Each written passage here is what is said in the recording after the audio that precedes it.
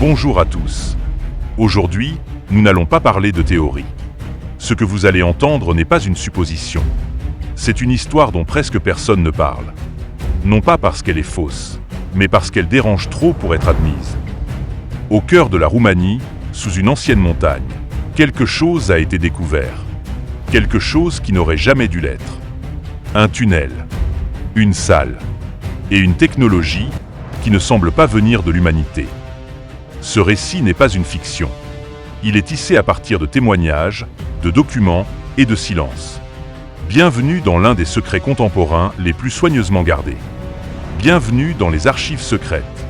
À l'été 2003, une révélation scandaleuse a été faite dans la région des montagnes Bucegi, en Roumanie.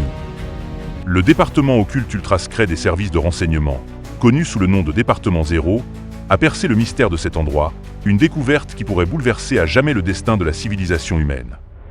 Caché au cœur de ces montagnes, près des confins mystérieux de la Transylvanie, se trouve un sphinx énigmatique, porteur de secrets millénaires. Grâce aux technologies les plus avancées, le Pentagone détecte une chambre scellée, enfouie dans la montagne elle-même, non loin du sphinx roumain.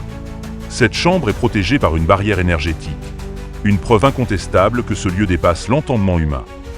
Un homme totalement inconnu, sous le pseudonyme de Radu Chinamar, devient témoin d'événements capables de réécrire l'histoire de l'humanité. Ayant gagné la confiance de certaines figures éclairées, il devient acteur au sein d'un récit entouré de mystères et d'omissions. Une partie de ce qu'il a vu de ses propres yeux est directement liée à ce qui s'est produit autour du sphinx roumain, bien qu'il soit longtemps resté silencieux à ce sujet.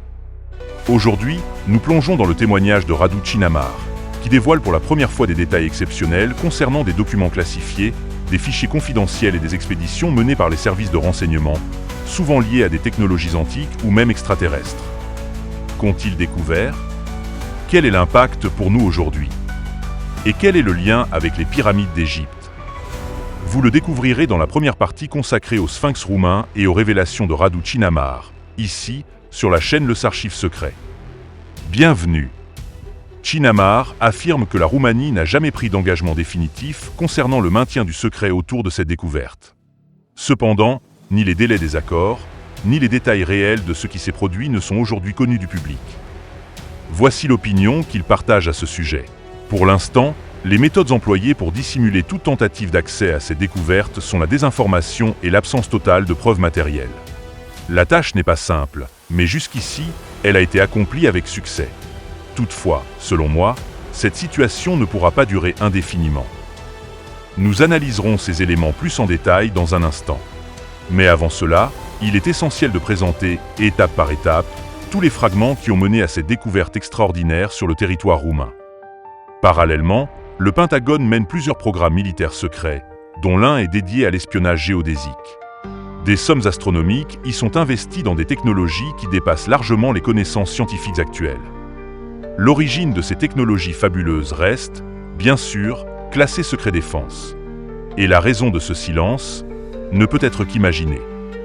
Et si vous suivez notre chaîne Le S'Archive Secret, vous savez déjà que ceux qui osent parler de ce type d'informations ne le font presque jamais publiquement. Ils ne veulent pas être dans le viseur des médias. Ils ont peur. Pour eux-mêmes, pour leurs proches, pour la vérité. De plus, ces personnes sont soumises à une pression constante, venant non seulement de l'extérieur, mais aussi de leur propre entourage. L'une des raisons évoquées est liée aux capacités mentales et au niveau de conscience atteint par l'humanité à ce stade. Selon eux, cette connaissance ne doit pas être transmise en une seule fois. Elle doit être révélée progressivement, morceau par morceau, afin de permettre à chacun de s'adapter doucement. Sinon, cela provoquerait un choc collectif.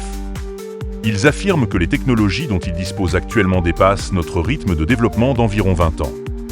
Le Pentagone dispose de nombreux satellites géostationnaires équipés de systèmes d'observation ultra précis.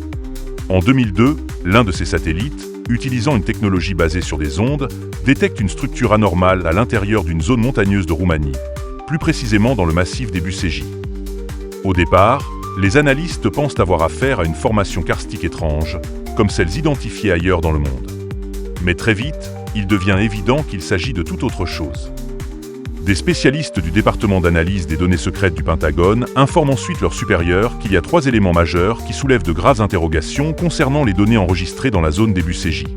La cavité découverte dans la montagne n'avait aucun lien avec l'extérieur.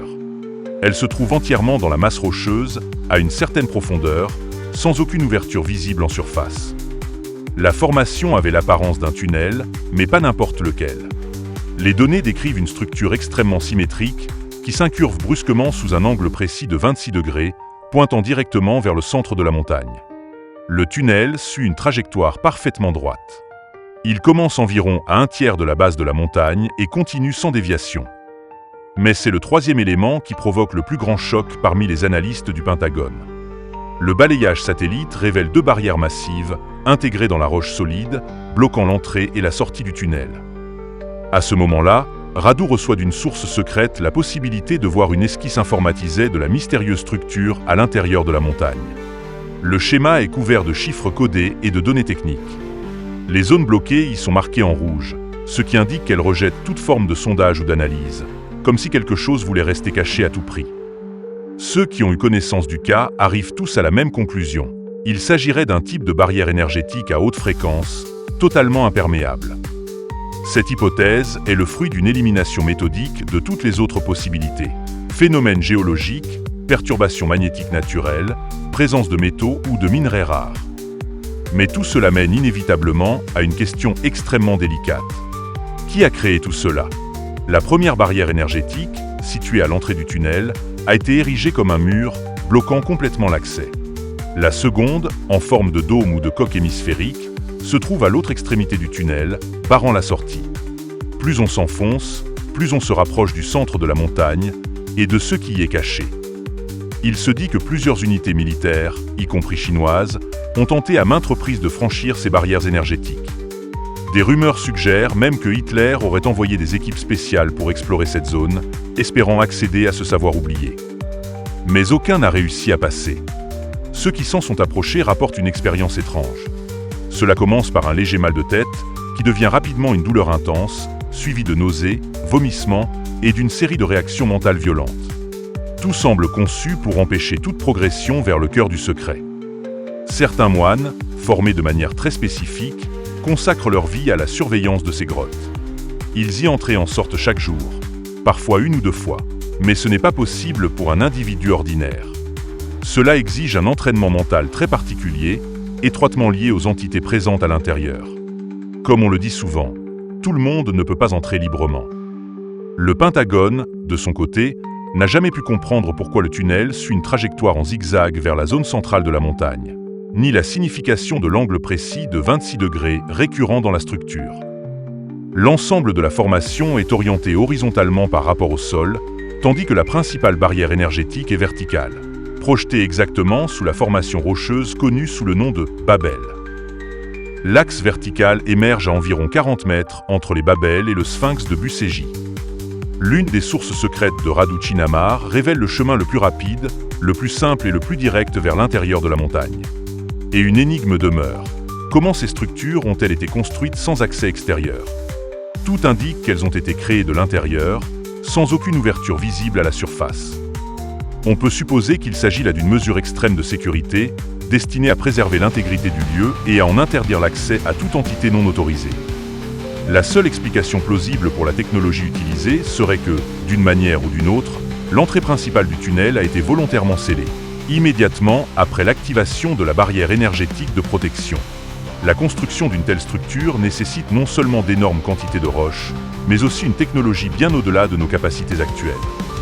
Radu, remarquez-le bien, reçoit une carte d'accès spéciale pour une zone bien définie. De manière stupéfiante, cette carte correspond exactement aux coordonnées calculées par le Pentagone. Le point d'accès le plus direct se trouve à l'entrée centrale de la montagne. Le point de départ est situé sur le flanc, à environ 60-70 mètres de la première barrière énergétique, profondément enfouie à l'intérieur. Les paroles de Chinamar à propos de cette décision étaient claires. Pour ma part, j'étais extrêmement sceptique. J'étais persuadé que ceux qui avaient construit cette structure avaient prévu ce type d'intrusion et mis en place des contre-mesures.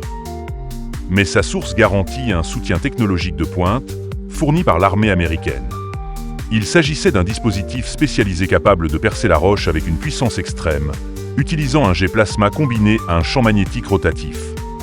Grâce à cette technologie, il était possible d'atteindre le tunnel en moins de 2 jours, préparation comprise. Ils décidèrent donc de commencer par cette méthode. Et si cela échouait, ils passeraient alors à une approche plus directe, visant la barrière énergétique du tunnel. Toute l'opération fut menée dans le plus grand secret. C'était l'essence même du plan. Après avoir tout analysé, l'équipe savait exactement quoi faire pour entrer. Pour les observateurs extérieurs, cette mission ressemblait simplement à une opération classique du département 0. Aucune question, aucun soupçon. Le jour décisif arriva. Chinamar continua d'avancer. Quant à moi, je réalisais que je n'étais pas en position d'évaluer la portée réelle de cette opération. Je devais juste me considérer comme chanceux d'avoir reçu cette opportunité inattendue d'accéder à ce qui pourrait bien être la plus grande découverte de notre époque. Le fait que la source m'ait convoqué personnellement et que les mesures de sécurité soient si strictes confirmait une chose. Quelque chose de colossal avait été découvert. Ce qui attira immédiatement mon attention, c'était l'immense hangar creusé dans la roche, situé sur la droite de l'entrée du tunnel. Et ce tunnel, parfait, d'une hauteur de 10 mètres, avec des parois lisses, enduites, comme s'il avait été construit intentionnellement, mais pas par des humains. Ce qui soulève une question incontournable. Quelles technologies ont utilisé ces êtres supérieurs pour créer des structures capables de résister à l'épreuve du temps pendant des millénaires? Et ce type d'installation n'est pas unique à la Roumanie. Des structures similaires existent ailleurs dans le monde, silencieuses, enfouies, oubliées. Dans la partie supérieure du hangar, on distinguait un étrange système mécanique, semblable à un PRD, fait d'un matériau semi-transparent, positionné à environ un quart de la hauteur de l'entrée. 2 structures hémisphériques servaient de résidence pour le personnel roumain et américain. Elles ressemblaient plus à des stations de recherche interplanétaires, procurant une sensation de confort et de sécurité inhabituelle. Le matériau utilisé était blanc et les surfaces étaient formées de motifs hexagonaux, rappelant la structure des alvéoles, symbole de stabilité parfaite et d'harmonie énergétique. Près du sommet du passage, une large bande de matériaux, à la texture et à la couleur inhabituelle, apparaît. Lorsque Chinamar s'approche de l'une des structures hémisphériques, à seulement quelques mètres du tunnel, son cœur commence à battre violemment. Devant lui, gardé par 2 soldats américains immobiles, se trouvait peut-être la plus grande énigme de la planète. Qu'a-t-on découvert dans cette région montagneuse? Après un nouveau virage, un couloir parfaitement rectiligne s'ouvre devant eux, d'environ 50 mètres de long, ressemblant à un tunnel de métro. Au fond, au cœur même de la montagne, on distingue une immense porte, glissant latéralement, n'occupant qu'un quart de la largeur de la galerie. L'entrée était scellée par une barrière rocheuse coulissante. La technologie américaine utilisée pour le perçage était fascinante. Un dispositif à plasma, relativement compact, mais nécessitant un équipement spécialisé pour ceux qui l'approchaient. Chaque étape du forage était surveillée en temps réel via des moniteurs informatiques jusqu'à atteindre le centre de la montagne. Quelques mètres plus loin, selon les témoignages, Radu et ses mystérieux compagnons atteignent une galerie d'un type tout à fait unique. La barrière énergétique qu'ils rencontrent n'est pas un simple champ de force. Il s'agit d'une projection énergétique dont l'origine reste inconnue. Personne ne sait qui l'a installée, ni comment elle reste active depuis des millénaires. En examinant les lieux de plus près, ils remarquent un carré parfait, découpé dans la paroi rocheuse, d'environ 20 cm de côté, avec un triangle équilatéral gravé à l'intérieur, pointe vers le haut. C'était la clé, laissée par ceux qui avaient construit la structure. Le véritable obstacle était la fréquence vibratoire de la barrière. Chinamar sent qu'il existe une compatibilité entre lui et l'énergie du champ, une sorte de magnétisme réciproque. Il comprend alors qu'il a réussi le test, un test énergétique que seules certaines consciences peuvent franchir. Je ne cessais de me demander jusqu'à quel niveau technologique et spirituel étaient arrivés ceux qui avaient créé un seuil énergétique que notre science moderne est incapable de comprendre ou de reproduire. Presque sans s'en rendre compte, Radu traverse la barrière. La seule chose qu'il ressent, c'est une légère sensation agréable au niveau de la poitrine. Tous les autres qui avaient tenté de passer par là avaient souffert de fortes migraines, vertiges et nausées. Chinamar appuie sur le symbole, la barrière disparaît temporairement. La porte de pierre coulisse doucement, sans produire le moindre son. Devant lui s'ouvre une immense galerie, baignée d'une lumière étrange, sans aucune source visible, comme si les murs eux-mêmes brillaient de l'intérieur. La galerie se termine brusquement, laissant place à une salle gigantesque, creusée dans les entrailles de la montagne. Et au bout de cette salle, une autre encore plus mystérieuse. Un lieu que l'équipe nomme la salle des projections.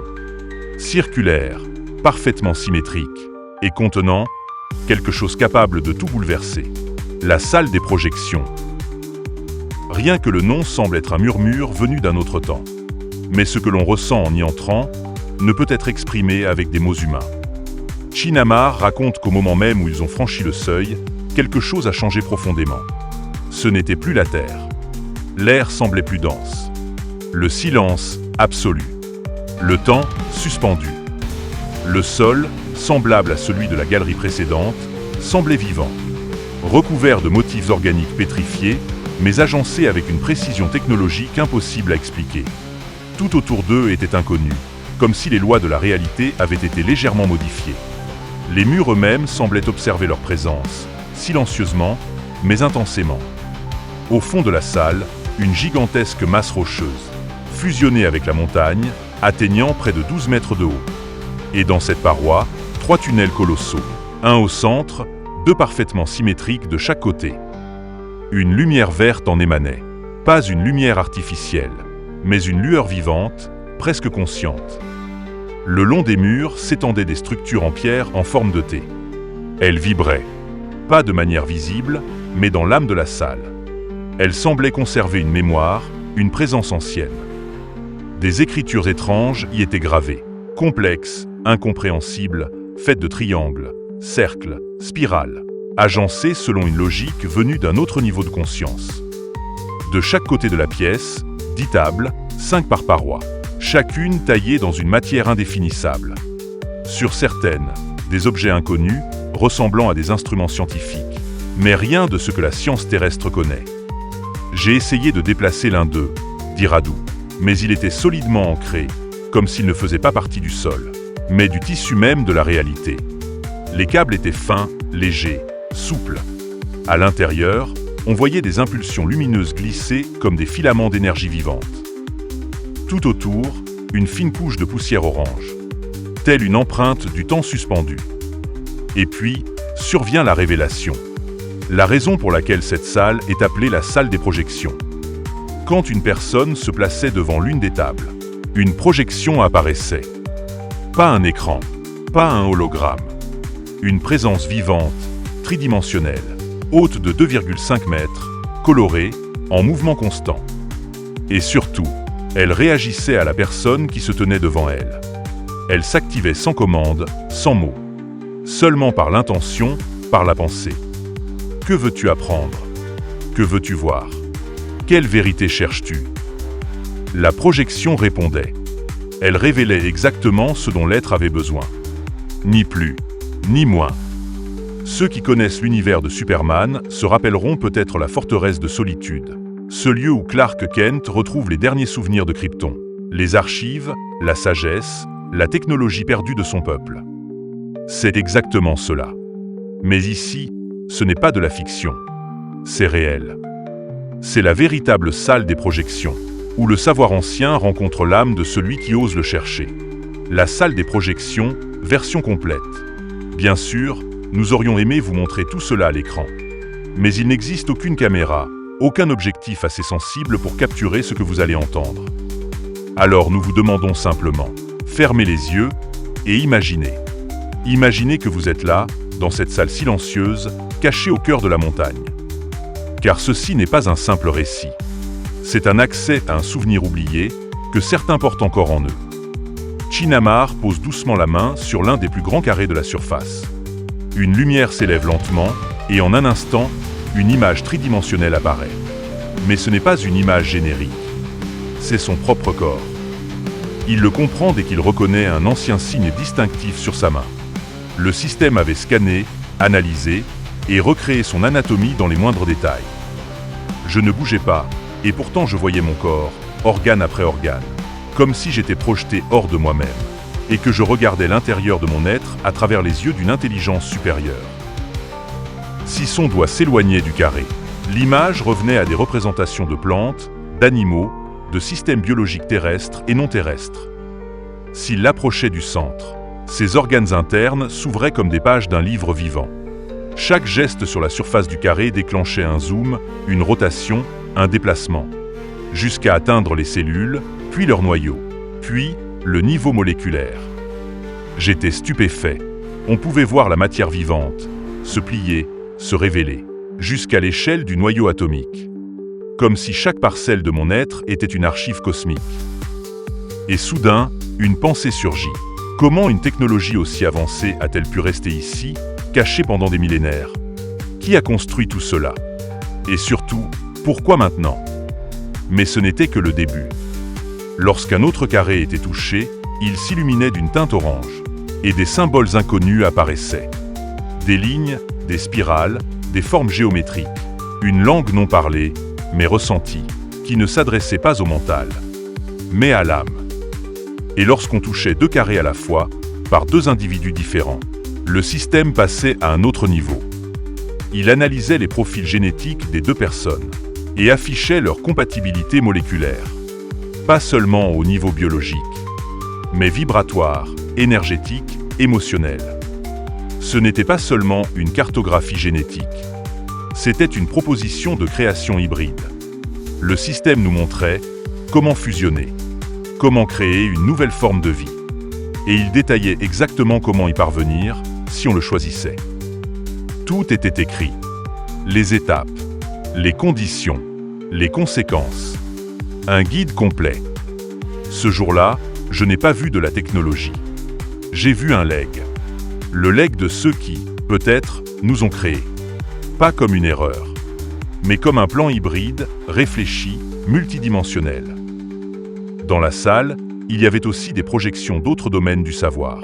Physique avancée, cosmologie, mécanique céleste, architecture énergétique, géométrie sacrée. Mais l'espace le plus troublant était réservé à des formes de vie non humaines. Pas des dessins, pas des mythes, des fiches détaillées, des données biologiques, des modélisations, des espèces intelligentes venues d'ailleurs. Et elles ne ressemblaient pas à l'humanité. Elles ont été là. Elles ont laissé tout cela. Et peut-être qu'elles nous attendent encore. Ce lieu n'a pas été conçu pour émerveiller. Il a été conçu pour transmettre. Mais seuls ceux qui peuvent se souvenir au lieu de croire entendront ce que cette montagne murmure depuis toujours. La machine mentale et l'amphore muette. Les informations révélées dans la salle des projections étaient si vastes qu'une équipe entière de scientifiques aurait pu y passer des années entières sans en épuiser le contenu. Ce lieu ne donnait pas l'impression d'un simple dépôt de données. C'était une bibliothèque cosmique. Mais pas une bibliothèque comme les autres. Une synthèse géniale, conçue par une civilisation si avancée, qu'elle avait fusionné le spirituel et le technologique en une seule réalité. Puis leur attention fut captée par un objet étrange, placé dans un angle reculé de la salle. Un dispositif de forme cylindrique, entouré de câbles, ou plutôt de structures ressemblant à des câbles, muni de capteurs, incrustés sur les côtés. Ils ne pouvaient pas dire avec certitude ce que c'était. Mais l'appellation qui s'imposa fut claire. Une machine mentale. Un amplificateur de conscience. Et c'est là que l'analogie devint frappante. Cela ressemble au système moderne connu dans les cercles du renseignement sous le nom de remote viewing. La capacité d'observer des événements, des personnes ou des lieux à distance, uniquement par la conscience pure, sans déplacement physique. Le remote viewing n'est pas une légende. C'est une méthode utilisée par des services spéciaux, permettant à une personne de voir une autre partie du monde, en temps réel, sans instrument, seulement en se connectant à l'énergie libre, au champ quantique, à l'intuition. Et le plus étonnant, nous savons tous le faire. Cette machine mentale, découverte dans la salle, ne faisait rien d'autre que ce que nous portons déjà en nous. Elle rendait visible, tangible, ce que notre esprit sait faire par nature. Elle était comme un pont entre la foi et l'expérience directe. Ne vous attachez pas trop à l'objet lui-même, dit Chinamar. Attachez-vous à ce qu'il réveille en vous. Car cet artefact n'est pas là pour remplacer vos capacités, mais pour les activer. Il est un rappel, pas une béquille. La machine mesurait environ 3,5 mètres de hauteur. Et Chinamar supposait que la créature pour laquelle elle avait été conçue était capable de canaliser des niveaux énormes d'énergie psychique et de la diriger avec une extrême précision. À une dizaine de mètres derrière le tableau de commande, se trouvait un dôme, devant lequel était posé un récipient en forme d'amphore antique. Ce qui frappait le plus, c'était que cet amphore était sans aucun motif, sans inscription, sans symbole. Et pourtant, elle contenait quelque chose d'essentiel. Quelque chose que les chercheurs décrivirent comme l'un des éléments les plus mystérieux de toute la découverte. Juste une forme, un contenant silencieux, et l'intuition claire que ce qu'il y a dedans ne doit être ouvert que par celui qui est prêt intérieurement. Et là, tout devient clair. Ce n'était pas une simple technologie. C'était un miroir, un prolongement de ce que nous sommes déjà capables d'être. Un écho laissé par ceux qui, peut-être, nous ont observés. Pas pour nous dominer, mais pour voir le moment exact où nous nous souviendrions. Ce lieu, cette machine, cette amphore silencieuse, ne sont pas là pour impressionner. Ils sont là pour transmettre. Et celui qui écoute avec le cœur saura que tout cela est un rappel, pas une révélation. La poussière de l'éternité est l'hologramme de l'origine. D'une manière presque irréelle, les parois internes de l'amphore semblaient émettre une douce lueur bleutée, qui ajoutait une touche de magie presque surnaturelle à la poudre blanche qu'elle contenait. Le récipient était constitué d'un métal rougeâtre, sans poignée, et son couvercle élégant empêchait de voir ce qu'il y avait à l'intérieur. Mais sous une lumière particulière, on pouvait distinguer une fine poussière scintillante, aux reflets irisés, presque vivants. Après analyse, les scientifiques découvrirent qu'il s'agissait d'une structure cristalline inconnue d'or monoatomique. Une forme extrêmement rare et mystérieuse de l'or, brillante, blanche comme la lumière.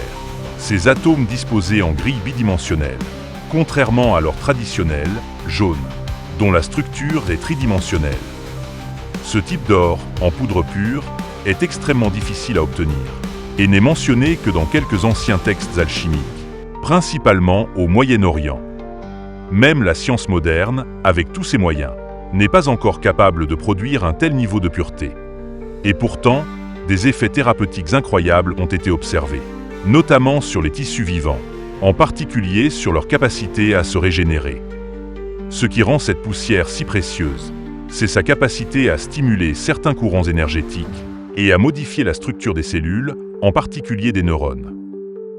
Autrement dit, elle accélère le processus de rajeunissement et a été utilisée, dans certains cas très spécifiques dans le passé, pour permettre à des individus de prolonger leur mission terrestre, bien au-delà des limites humaines connues. Mais attention, ce type de substance ne pouvait être consommé qu'à des moments très précis, sous certaines conditions énergétiques spécifiques et selon des instructions codifiées.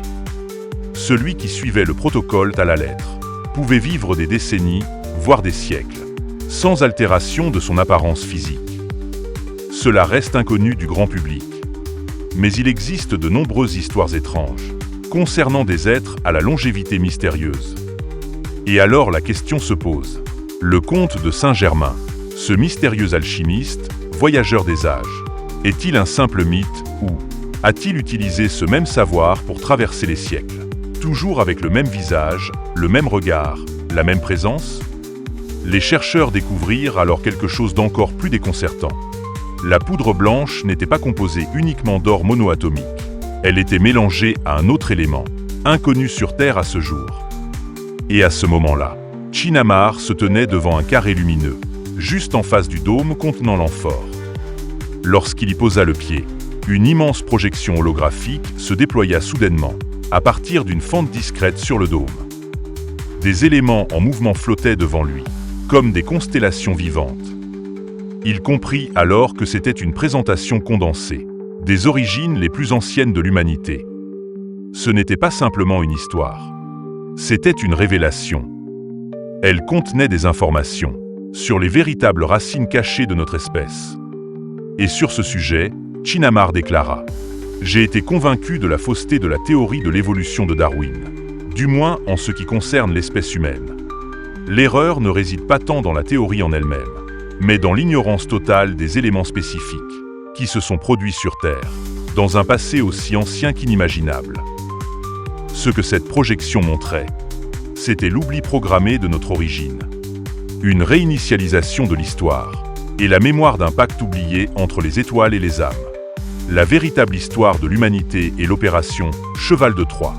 Les aspects que j'ai vus, dit Chinamar, était synthétisé avec une intelligence stupéfiante, mais en même temps présenté d'une manière profondément intuitive et émotionnelle. Je sentis mes jambes fléchir sous l'émotion, et je tombais à genoux, incapable de détourner les yeux. Des images qui défilaient devant moi, les vrais fondements de l'humanité, et la vérité sur ses origines, qui provoquent encore aujourd'hui tant de débats, tant de conflits. Malheureusement, il ne m'a pas été permis d'en révéler trop. Mais je peux partager ceci. Ce que l'on considère comme l'histoire officielle, dans une large mesure, un mensonge. Tandis que les mythes, les légendes, ces récits relégués aux contes pour enfants, sont en réalité presque entièrement véridiques. Ce renversement des valeurs historiques a causé des milliers d'années de confusion, de violence, de séparation entre les peuples. Le problème était l'immensité du contenu. La période couverte par les projections holographiques s'étendait sur des centaines, voire des milliers d'années. Il était impossible de tout assimiler en quelques semaines, ou même en quelques années. Mais une chose était claire, le complexe dans lequel se trouvait la montagne avait au minimum 50 à 55 000 ans.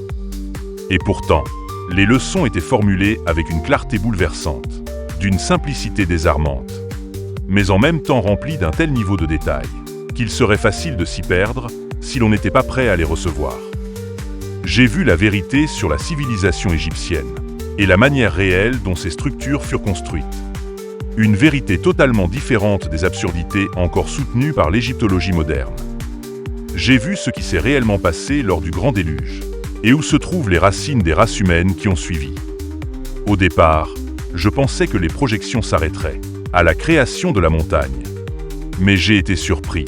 Elles ont continué, montrant l'évolution des civilisations jusqu'au VE siècle après Jésus-Christ. Mais pourquoi s'arrêter là? Personne ne le sait. Tout ce que l'on sait, c'est qu'à ce moment précis de l'histoire, le système social de l'humanité était fondamentalement différent de ce que nous connaissons aujourd'hui. Et puis, vint la projection la plus bouleversante. Une image claire, détaillée, poignante. La vie de Jésus. Mais pas comme dans les évangiles. Les événements qui se sont déroulés étaient bien plus étonnants, bien plus vastes. Chinamar affirme avoir vu des personnes présentes sur la colline lors de la crucifixion, qui n'étaient pas de cette époque. Des individus venus d'autres périodes historiques. Une opération appelée « Cheval de Troie ». Ces êtres humains, bien qu'habillés comme les Juifs de cette époque, avaient des traits faciaux très différents. Et pour cette raison, ils faisaient tout pour cacher leur visage dans les plis de leurs vêtements. C'était comme s'ils étaient là en mission d'observation. Une mission hors du temps. Une présence volontairement discrète, mais parfaitement consciente de ce qu'elle était en train de voir. L'hologramme révéla aussi la vie intérieure, spirituelle, et les missions d'autres êtres exceptionnels, venus du passé lointain de l'humanité. Des êtres qui avaient reçu des dons divins authentiques, et qui les manifestaient avec une pureté absolue. Les révélations inconnues et latentes du prochain chapitre. Chinamar poursuit, affirmant qu'il a aussi vu les actions de grands réformateurs spirituels, datant d'environ 18 à 20 000 ans, des êtres totalement absents de nos livres d'histoire, et dont l'existence est ignorée, peut-être intentionnellement. La projection holographique n'a duré qu'1 heure et demie. Et pourtant, pendant ce court laps de temps, il est parvenu à rester pleinement concentré, à absorber chaque détail, avec l'intention claire de partager cette vérité avec les membres des services spéciaux. Et que, d'une manière ou d'une autre, une partie de cette mémoire atteigne finalement le reste de l'humanité. Après la disparition de l'image, je suis resté là, immobile. Le regard perdu dans le vide. Quelque chose en moi avait changé. Je sais qu'il y aura des sceptiques. Je sais que certains ne croient pas à ce genre de récit. Mais je vous invite, sincèrement, à garder l'esprit ouvert. Car même si toutes ces choses n'étaient pas exactes, même si certaines étaient imaginaires, elles pourraient vous amener à d'autres vérités. Et si ces vérités ne sont pas pour vous, peut-être seront-elles pour quelqu'un d'autre, au bon moment. Dans la seconde partie du témoignage de Radu Chinamar, nous partirons en exploration sous la Grande Pyramide, dans des couloirs oubliés depuis des millénaires, où l'attendent de nouveaux mystères, et une connexion directe avec la salle des projections, et avec le Sphinx roumain dont nous venons de parler. Toutes les informations que je vous ai partagées sont tirées du livre « Les mystères souterrains du Sphinx roumain », publié par Parallèle de la réalité. Si vous souhaitez le lire, n'hésitez pas à contacter l'éditeur. Ces écrits sont précieux et méritent d'être partagés, car plus les gens seront informés, plus nous pourrons nous reconnecter à ce que nous avons oublié. Quelle est la véritable origine de la longévité? Et qu'a découvert Chinamar dans l'une des salles occultes de l'Égypte ancienne? Vous le saurez dans la seconde partie de son aventure. Merci à tous d'avoir été avec nous. C'était un honneur de vous transmettre cette histoire. Et ce n'est que le début.